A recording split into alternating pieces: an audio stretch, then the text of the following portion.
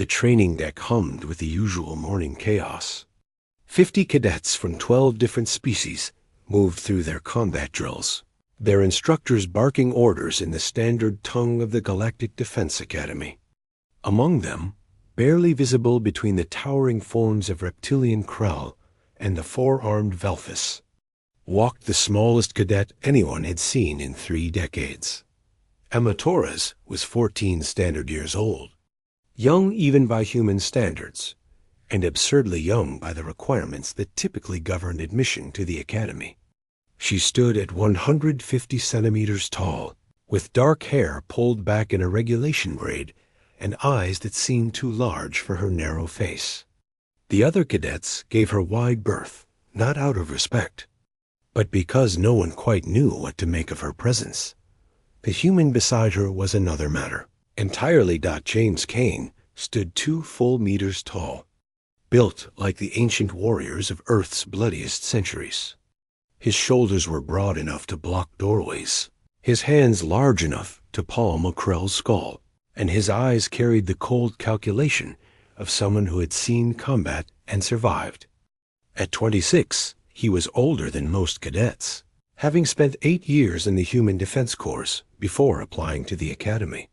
His service record was so heavily redacted that even the conv instructors whispered about it in the faculty lounge, that he had appointed himself Emma's guardian the moment she arrived.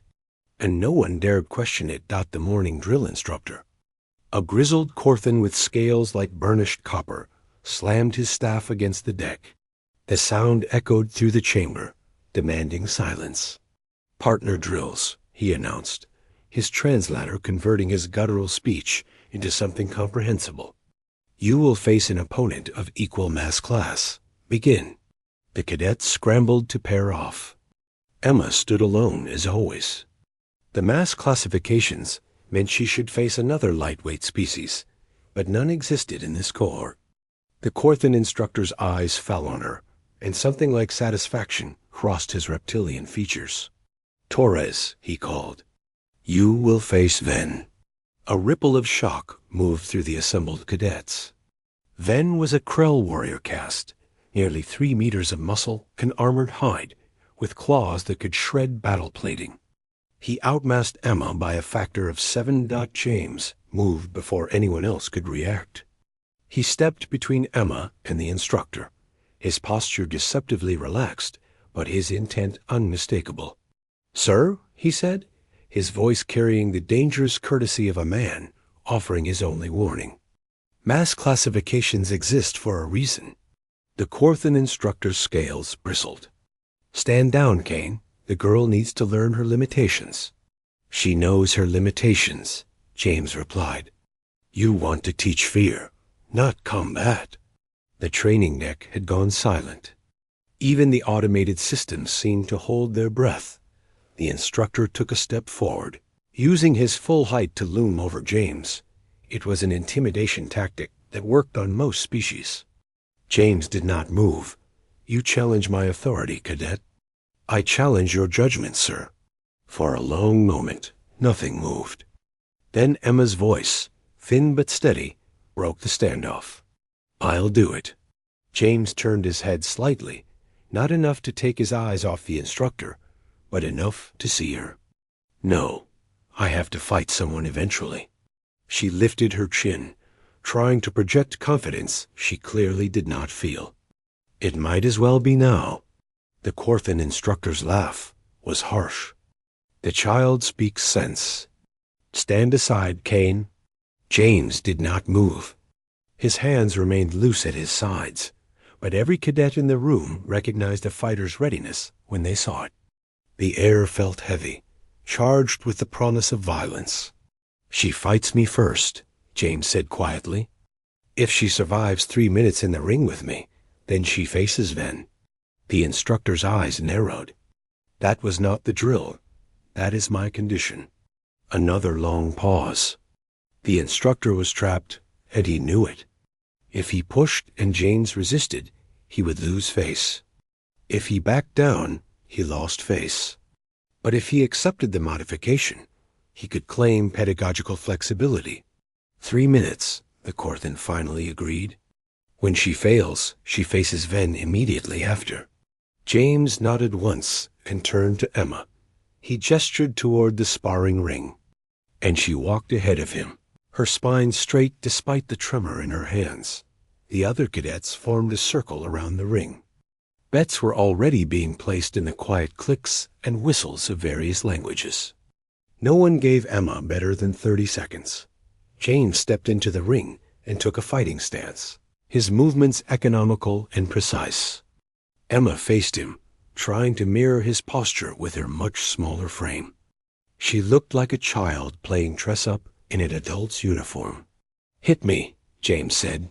She blinked. "What? You have 3 minutes." "Use them." His expression was neutral, giving nothing away. "I will not go easy on you." Emma swallowed hard and launched herself forward. Her form was textbook perfect, everything she had learned in her 6 weeks at the academy. James deflected her strike with minimal effort and swept her legs. She hit the mat hard enough to knock the wind from her lungs. "Again," he said. She rose, slower this time, and attacked again. Same result. The deck was cold against her back, the overhead lights too bright. Again. The pattern repeated. Emma attacked. James dismantled her offense and put her on the ground. No malice, no unnecessary force, just the absolute efficiency of a vastly superior combatant. The other cadets watched in silence. Even the betting had stopped. By the 2-minute mark, Emma could barely stand. Her uniform was torn at one knee, her lips split from where she had bit it on a fall. James had not struck her once, had not needed to.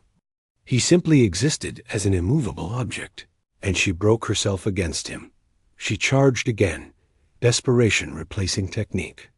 James caught her wrist mid-strike and held her there, suspended.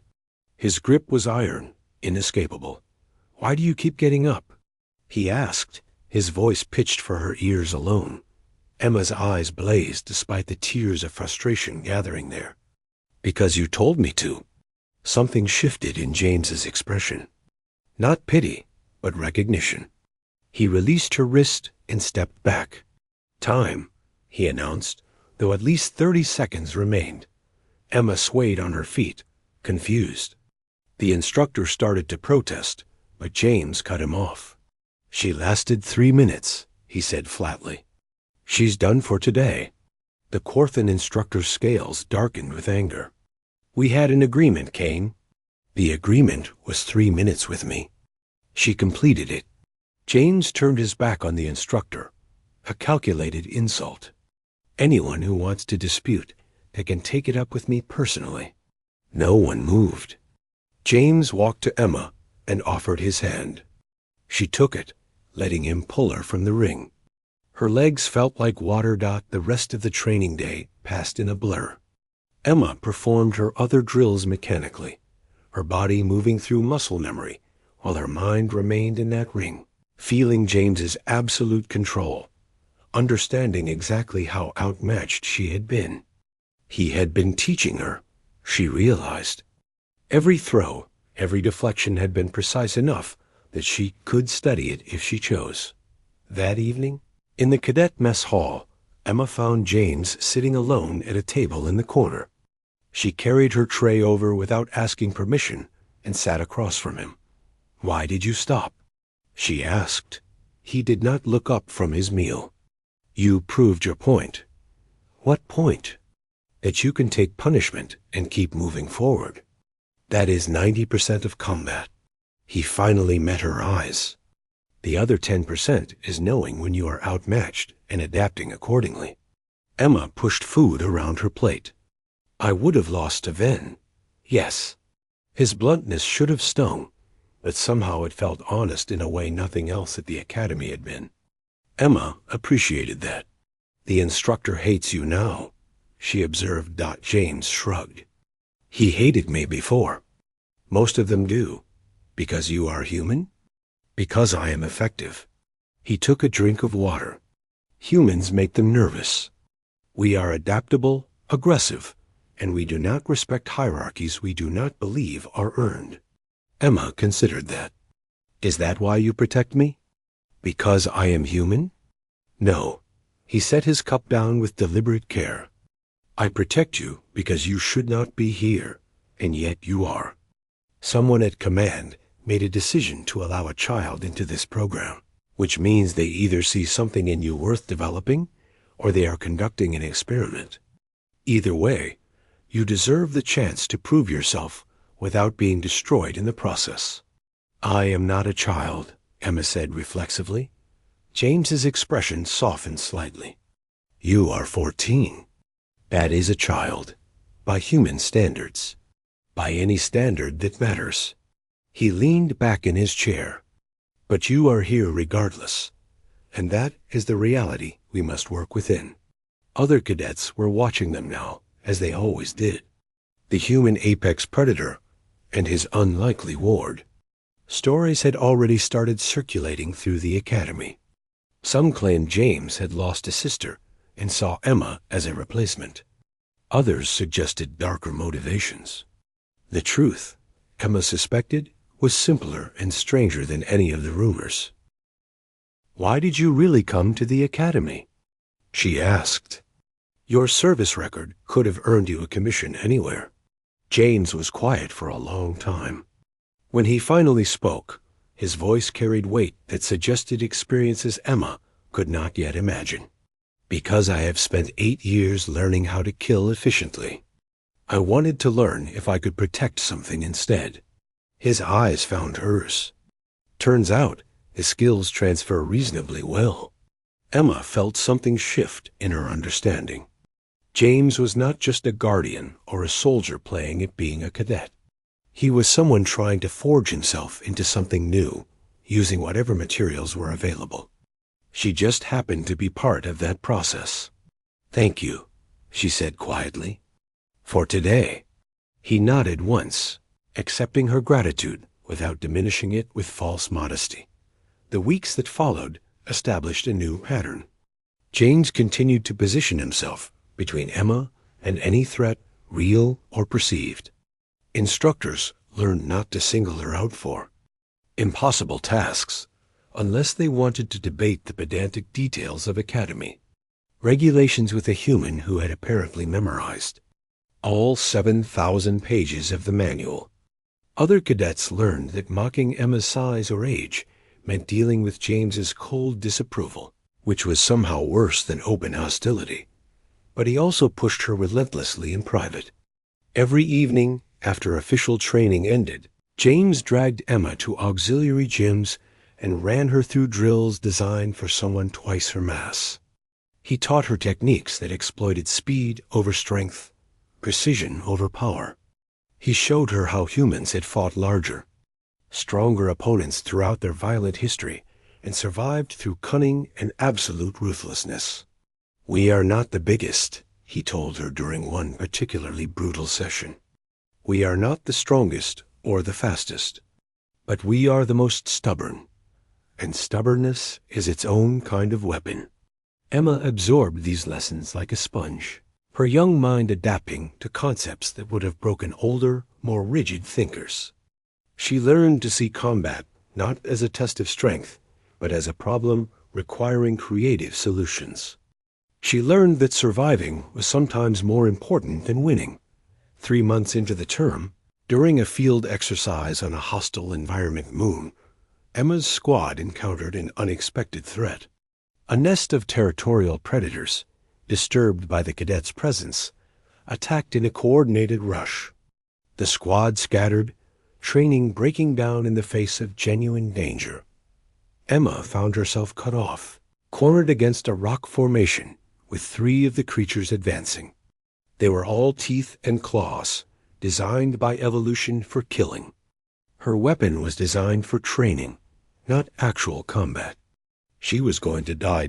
Then James was there, appearing from nowhere with the fluid grace of someone who had done this 1,000 times before. He put himself between Emma and the predators, using his body as a shield. His training weapon sang through the air, striking with surgical precision. Not to kill, because that would violate exercise protocols, but to drive back, to establish dominance through sheer presence. The predators recognized an apex predator when they met one. They retreated, hissing their frustration into the thin atmosphere. James turned to Emma, checking her for injuries with quick, efficient movements. "Are you hurt?" She shook her head, unable to speak past the adrenaline crash. "Good." He pulled her to her feet. "Stay close. We need to regroup with the others." Later, after the exercise concluded and the instructors finished their debriefing, the Korthan instructor who had wanted Emma to fight Ven approached James privately. Emma watched from a distance, trying to read their body language. The conversation was brief. The instructor said something, his scales shifting through colors that Emma had learned indicated grudging respect. James replied, his posture unchanged. Then the instructor walked away, and James returned to Emma's side. "What did he say?" she asked. "He admitted I was right about the mass classifications." James's expression was carefully neutral. Apparently watching you almost die gave him perspective. Emma snorted. "That seems inefficient. Most learning is." He gestured toward the transport that would take them back to the academy. "Come on. You have a tactics exam tomorrow." As they walked, Emma found herself thinking about queens and guardians, about the strange partnership that had formed between them. James protected her not because she was weak, but because she had potential worth protecting. In return, she gave him something to believe in beyond violence, a reminder that not everything needed to be destroyed to be understood. The other cadets could tell their stories and make their assumptions. Emma knew the truth. She was the youngest cadet in the class, yes, but she was also learning from the best. Protected by someone who had mastered the art of survival and chosen to use that mastery in service of something fragile and valuable. She would not waste that gift. Tomorrow, she would study tactics. Next week, she would face new challenges. Eventually, she would graduate, become an officer, and forge her own path through the stars. But tonight, walking beside her unlikely guardian under an alien sky, Emma Torres was simply grateful to be alive and learning.